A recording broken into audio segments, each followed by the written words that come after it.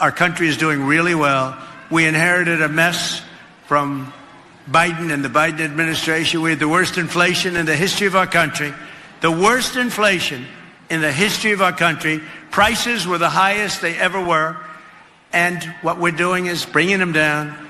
We now have inflation is totally neutralized. We may get it a little bit lower. You don't want to get it you don't want deflation. Deflation is in many ways worse than inflation. But we have a record setting. We have more people on Friday. We had more people working on Friday than at any time in the history of our country. Think of that. Wages have gone up by more than inflation. First time that's happened in many years. We are doing great, and prices are coming down.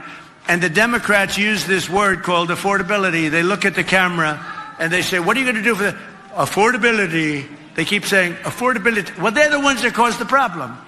Okay? They're the ones that caused the problem. Hello, everybody, and welcome to the Great America Show. It's great to have you with us on this beautiful Monday. And America, thanks so much for spending your Monday evening with us, and I hope you all had a wonderful weekend with your family and your loved ones. It was an eventful weekend. Friday, I decided to take a day off. I went down to Florida to see some friends, get some work done, meet with some clients. And I'm on a flight, and the Epstein files continued to get released. And you read every headline, and the headline comes across my phone, and it says, new Epstein photos released never before seen, and Donald Trump is fully implicated. So I go, and I say, wow, what did Donald Trump do now? What could he have possibly done? What is in these images? And I open them up, and lo and behold, there's about 2 images of Donald Trump at some point in his life. It looked like in the early 2000s, maybe the 90s, based on the graininess of the photos of Donald Trump at a party with about 1,000 other people with Jeffrey Epstein. I say, here we go. The Democrats are at it again. Donald Trump unfazed by it. I mean, it's so absurd and it's so stupid. But what you did see in those pictures is some Bill Clinton, some Steve Bannon, some interesting stuff. But the Democrats, I think they're tired of this stuff now because they've moved on to their next witch hunt after witch hunt after witch hunt. And they've given up on the Epstein documents, which are, I think, set to be released in its entirety by Friday. Every document, every piece of it by Friday. But the Democrats, like I said, they've already moved on from it. They're ready on, which is what I've said this whole time, is when Donald Trump had said it's a hoax and it's a witch hunt, it's in the meaning of the Democrats want to use it to gain leverage of some sort, and flash the shiny object. And now that that everything's being released and Donald Trump couldn't care less because he's not worried about it, they moved on to the next thing. So that's why you don't hear Thomas Massie talking about it or anybody else. But that's old news. But Donald Trump was working this weekend. He stayed at the White House, attended multiple Christmas parties, and spoke before audiences of hundreds and thousands of people who came to visit. Not bad for a man who they claim is bedridden with dementia, right? Wanders lost. It seems they're living through their sick, demented reality of what we lived under with Joe Biden. One of those Christmas parties that President Trump was at, he unleashed some new news that we've all been waiting for. I mean, a lot of us MAGAites voted for him this last election because of the stolen 2020 election. There's many other reasons I voted for him, but there's a lot of people who were extra enticed to go out and vote for him because of the election that was stolen from him in 2020. And a lot of us out here still to this day have said, what's going on with the election integrity? You told us that you were going to secure elections. You promised us that an election would never be stolen again. And now here we are, almost a month away from a year of you being in the Oval Office, and we still have no election integrity. But President Trump over the weekend, I think, fulfilling some of our wonders. Take a listen. That's all they're good at cheating in elections, very good at cheating. They're professionals at cheating because we won in 2016 by a lot. The election was rigged in 2020. We have all the ammunition, all the stuff, and you'll see it come out. It's coming out in truckloads. And California's election, New York also, but California more than any other place is so rigged. It's such a rigged election. We won the Hispanic vote. So a lot of people say Republican wouldn't win California, but I won the Hispanic vote. I won in Miami. Think of that. In Miami, I won the Hispanic vote. Along the Texas border, I won every single city or town touching the Texas border, and they're 85 to 90% Hispanic. We won the Hispanic vote. If the vote in California was legitimate, which it's not, they have 38 million ballots. Everything is mail-in voting. They mail out 38 million ballots, and they come in. Where the hell do they go, and where do they come from? It's a rigged election in California because we would win California by a lot. And again, they feel they have the advantage with Hispanic. They don't. So President Trump, like I said, teasing us a little bit with what we've all been waiting for. I mean, we want to know what happened, and it's our right to know. It's not that just we want to know. We have a right to know as American taxpayers, as American voters, as American citizens, what went on in the 2016 election, what went on in the 2020 election, and was there any foul play in the 2024 election, which President Trump hinted at there was some foul play in the 2024 election. I did a whole show on it, breaking down Emerald Robinson's tweets about their plans to steal the 2024 elections, and clearly unsuccessful, as we've got President Trump back in the Oval Office. Now, the other aspect of it all is that President Trump has called for time and time again to go back to paper ballots. And seemingly nobody in the Senate, nobody in the House cares to listen to him. And it makes you wonder time and time again, and I feel like a broken record saying this, but are the members in the House and the members in the Senate stupid, compromised, or both? And based on everything they're doing right now for the midterm elections, it seems that they're both stupid and compromised and don't want to win. And we've heard this from the likes of Mitch McConnell, that they don't want to win. Because when they win, then they have to deliver on promises. So, of course, they don't want to win. And it's at our cost. It's at you and I come out here every single night and meet for this show. And we hope and we pray that these people are doing a good job. And then the elections come and they wait for Donald Trump. We found out last week President Trump will be hitting the campaign trail to bail out these rhinos who simply don't want to work. I'd almost wish he would just leave them and say, the hell with you. If you can't pull your own weight, why am I going to come out here and waste my time, my money, and my resources to bail you out? You're a drag on the Republican Party, and you're a drag on this country, which is what I wish he would do. Because it's enough's enough. I mean, these people aren't going to have Donald Trump forever. And what are they going to do when he is gone? When he is off the ballot? Because all they want to do is make it Donald Trump is at the top of the ballot. Donald Trump is at the top of the ballot. Because they can't carry their own weight. It's the most pathetic thing in the world. Mike Johnson, John Thune have done nothing to secure our elections since President Trump took office again. This is literally President Trump unilaterally saying he's going to release the truckloads, as he says, of documents. And apparently Gavin Newsome is directly implicated in the entire thing. With the fraudulent ballots sent out, the mail-in fraudulent ballots, the ballots to dead people. We all want to know how many dead people are voting, because it is happening. 150% it is happening.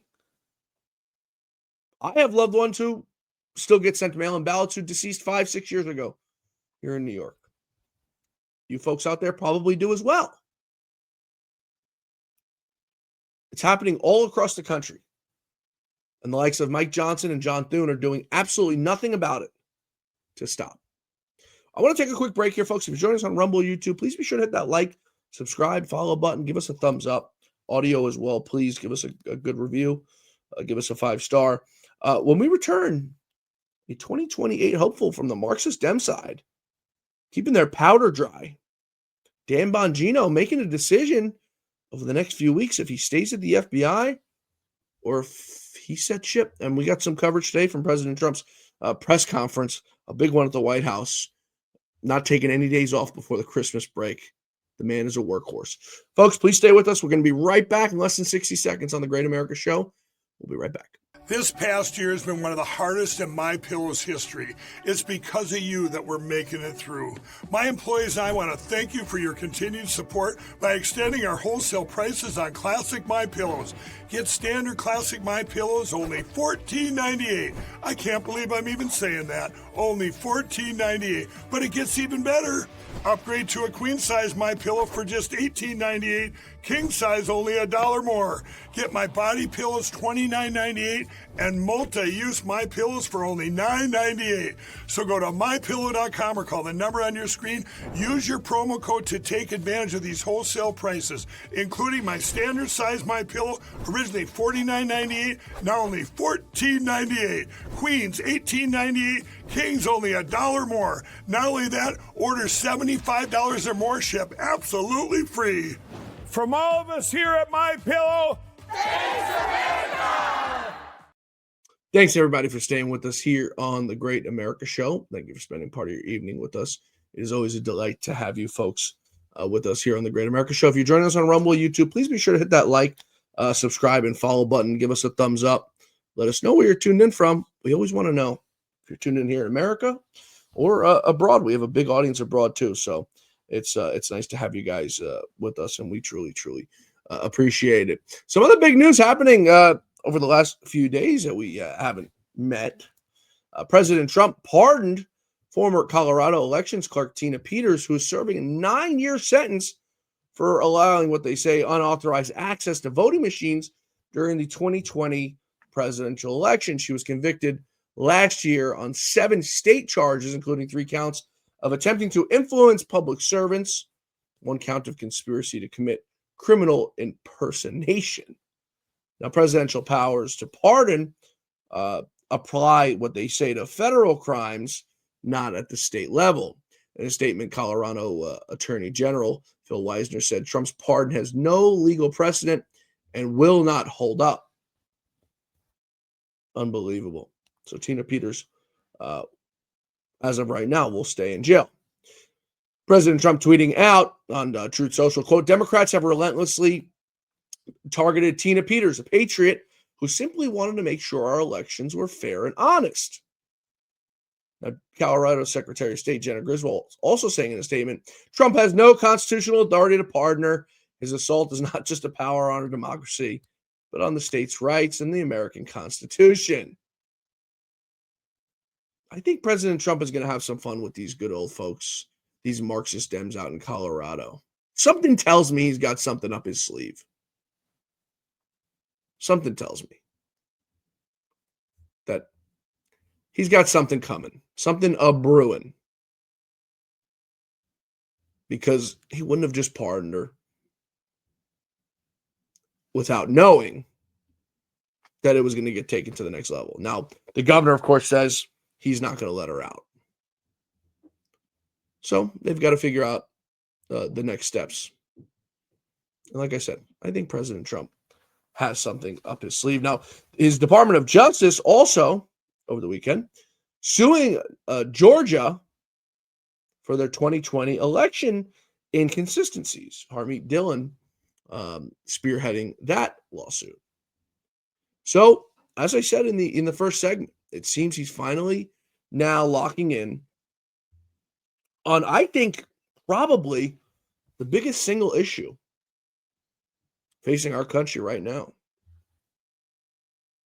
If you don't have elections, folks, you end up like Venezuela, who Maduro, we're going to talk about him.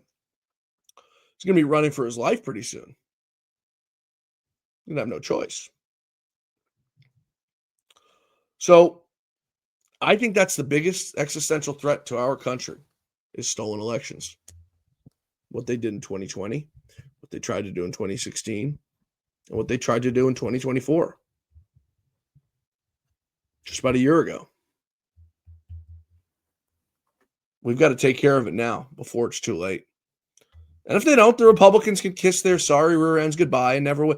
And I'm like I keep saying, maybe that's what they want. Maybe that's what the Republicans want,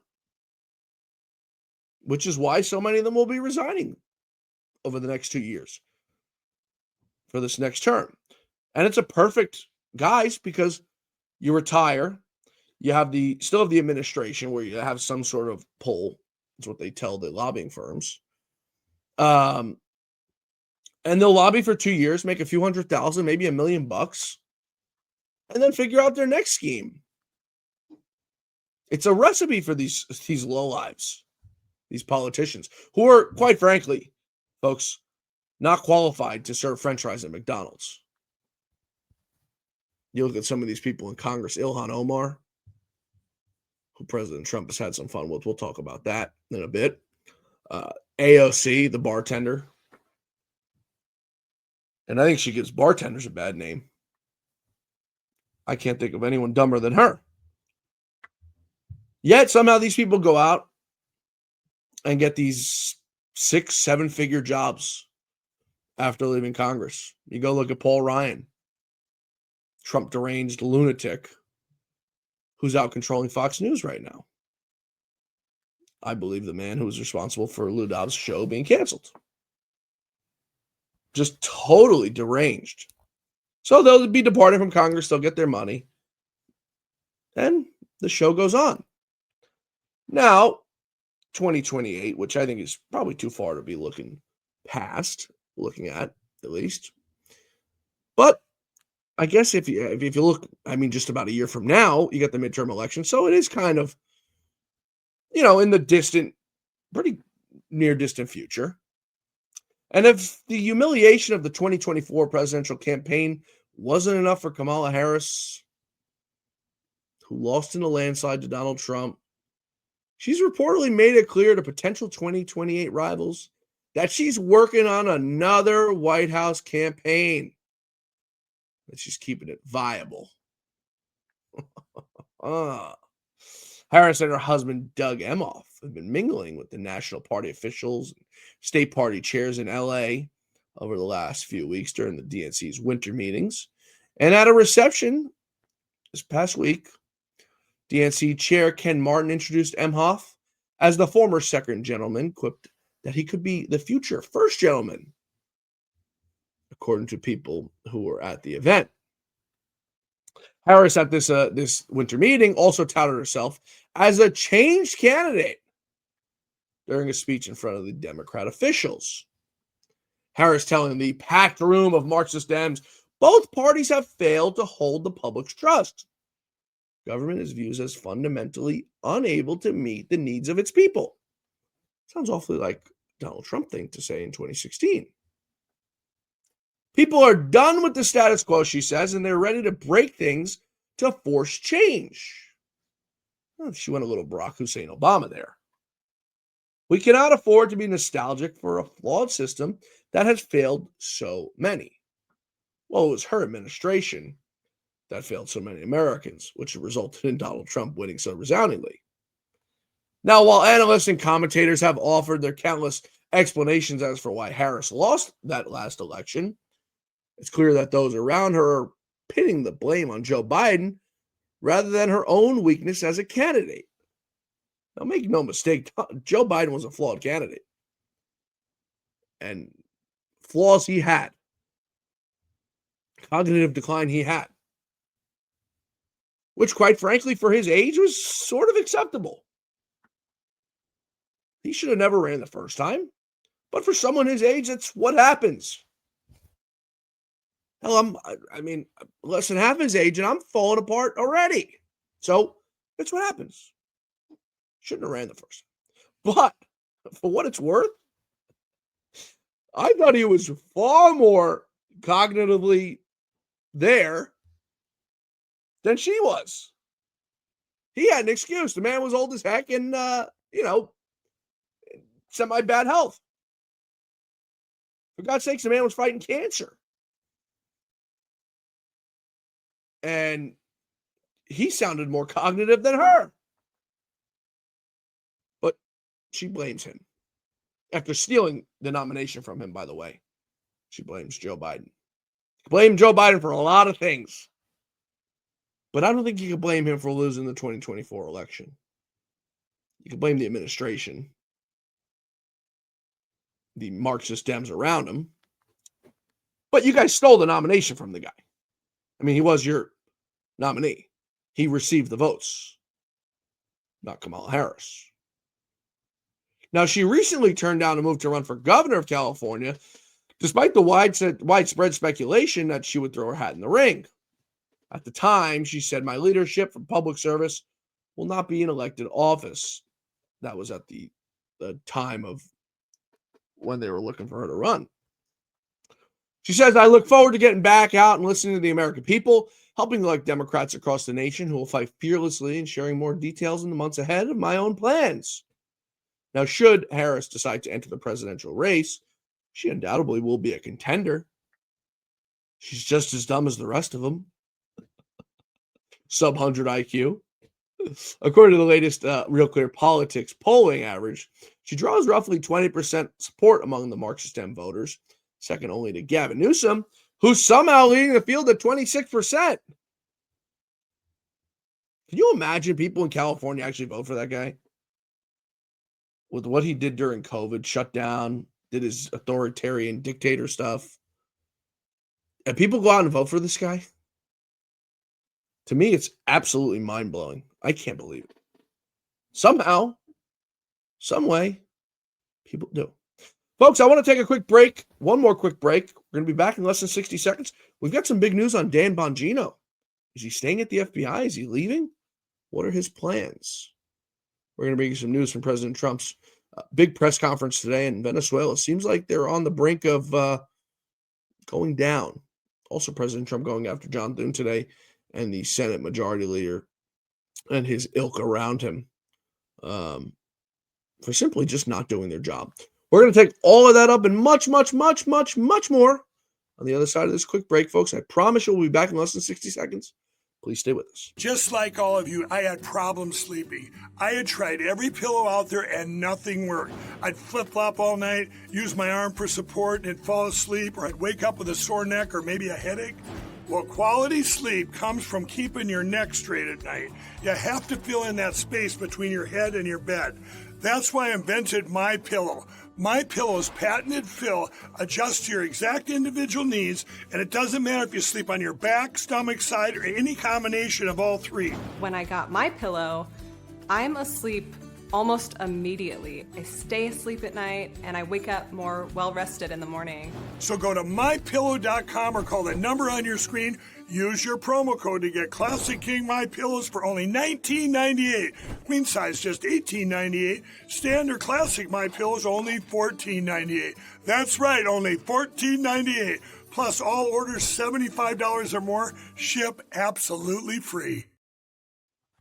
Thanks, everybody, for staying with us here on the Great America Show. While we were in commercial break, we had a news headline that came across the wires that Marjorie Trader Greene just got engaged to her White House reporting boyfriend. Marjorie's moving kind of quick, with all the drama going on. Maybe she's getting ready for a run for president, which I think she's getting ready for some kind of run. She's going to get crushed. I think that's the nicest way to put it. She is going to get brutally crushed with a wake-up call that the American people don't care for her. So congratulations, Marjorie, and your new husband, or soon-to-be husband. So where should we continue, folks? There's so much to get to. It was a very, very busy weekend. Let's talk about what President Trump said on Friday about Ilhan Omar. It was so brilliant. I mean, he won't let off this woman, and she deserves it. She keeps going out there. He's obsessed with me. Obviously, it's not true. I married my brother. Well, she's never come out and, disprove it. It's like the Barack Obama birth certificate thing. All you got to do is just come out and say, hey, here it is. Simple. Now you guys can shut the heck up. But no, of course not. Here he is. I think she's very bad for our country. All she does is complain. She comes out of a country where they have no government, they have no military, they have no police, they got no nothing. They don't have a country. and they run around killing each other. And then she comes over here. She tells the United States of America how it should be run. We don't want to hear from her. I don't want to hear from her. I don't want to speak for Emmer, but I don't think Emmer particularly wants to hear. But don't say it because I don't want to get you in trouble, okay? Just be nice and easy, all right? I'll do it for you, but that part I'll do. But I just want to say that Mr. President, there's nothing worse than a person that comes in and does nothing but bitch and comes from a place where she shouldn't be telling us what to do. She shouldn't be telling us, and everybody agrees with me. And what's happening in Minnesota with Somalia, where billions of dollars is being stolen, right, like candy from a baby, we're not going to let that go on. And it's too great a state to have that happening. And guys like Tom Emmer and others, Pete Stauber, guys like them, they're going to stop it. And they're going to be given the authority to stop it. Because this country's not going to put up with it anymore. Apparently, Ilhan Omar's, some of her family members were stopped over the weekend by ICE to make sure everything was good. The paperwork was good and everything checked out. So nice to see that happening, folks. Nice to see truth, justice, and the American way happening. President Trump today, massive press conference from the Oval Office. And like I said, not taking any days off between now and Christmas. The man is just an absolute workhorse, a mule of a worker. And he spoke a little bit about the criminal invasion and the cartels, which are now being stopped thanks to our brilliant and great military. With the help of our great service members, we've stopped the invasion in its tracks, and we're dismantling the cartels very rapidly. And they are being declared enemies of the United States of America. They have been so declared, legally declared. More than 25,000 warriors have served in this historic operation. It is indeed an incredible and historic operation. And we've never done anything so effectively, and we've had a lot of victories. They've spent night and day enduring scorching hot and bitter cold, and they've given up their holidays and their weekends working with the officers of Customs and Border Protection. Our armed forces have already conducted nearly 13,000 patrols along the border, and today we give these great warriors the recognition that they have earned, and they have really earned it. The military component of our border security efforts is just the beginning. We're also designating the drug cartels as foreign terrorist organizations, a big deal from a legal standpoint and military standpoint. We've ended catch and release, and we endured and ensured that anyone who sets foot across our border illegally is intercepted, arrested, and immediately deported, or if they're really bad, they're put into prison because we don't want to ever take a chance to come back. As a result, illegal border crossings have plummeted to the lowest level ever recorded in the history of our country. Think of that. The history of our country. You can all be very proud. For the past 7 months, 0 illegal aliens have been admitted to the United States of America. We inherited the worst border in the history of our country, one of the worst borders, I would say, in the world. I can't imagine any border in the world being worse when they allowed 25 million people to come in. And again, many of these people are gang members and from prisons and jails, from mental institutions and insane asylums. And some of the worst people on earth they allowed to come into our country. We're getting a lot of them out. We've made a big dent. They've got to go. You're here illegally, you're out of here. But most importantly, he's taking care of the drug cartels, which the Democrats and rhinos have been going crazy over, that he's blowing the heck out and blowing the smithereens out of these drug mules who are coming over in those beautiful ships, the 4 engines on the back and these big blue tubs of fish food. Yeah, I think they're coming with fish food. I think they're feeding the fish along the way, and they're coming to America. Big vats of fish food, also known as cocaine. President Trump today declaring fentanyl is now a weapon of mass destruction, folks. Today I'm taking one more step to protect Americans from the scourge of deadly fentanyl flooding into our country. With this historic executive order I will sign today, we're formally classifying fentanyl as a weapon of mass destruction, which is what it is. No bomb does what this is doing. 200 to 300,000 people die every year that we know of. So we're formally classifying fentanyl as a weapon of mass destruction. And I think that's absolutely brilliant. And that'll justify, at least in the eyes of what the Democrats say the law, President Trump's strikes on these Venezuelan drug cartels. So what can they say now? They're going to absolutely lose their minds, I think, the Marxist Dems. Now, President Trump also this afternoon doubling down on John Thune, pretty much telling him, get your rear end to work. The filibuster and the voter ID. He wants it gone. Would you like Republicans next year to just use reconciliation to do with healthcare exactly what you laid out, and they wouldn't have to worry about Democratic votes?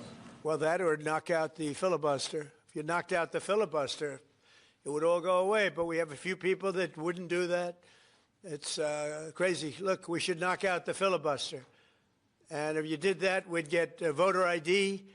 You'd have no mail-in voting, all things that make our elections dishonest. And you'd get a lot of other things having not even to do with voting.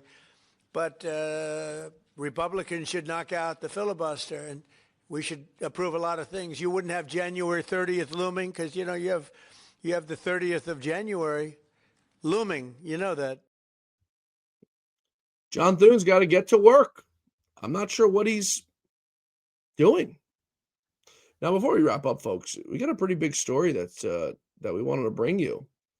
FBI Deputy Director Dan Bongino is reportedly set to decide his future at the FBI within the next few weeks, according to Fox News. Now, over the summer, it was reported that Dan Bongino took a day off after a clash with Attorney General Pam Bondi over the handling of the Epstein files. The blow-up between Bondi and Bongino happened after the FBI and DOJ released that ridiculous 2-page memo concluding that Jeffrey Epstein, A, didn't have a client list, and B, that he didn't kill himself. Bongino went back to work that Monday, but the damage was already done. It was reported that he was pissed off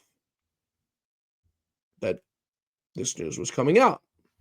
Now, last month it was reported by MSDNC that Kash Patel was on thin ice and may be ousted very soon.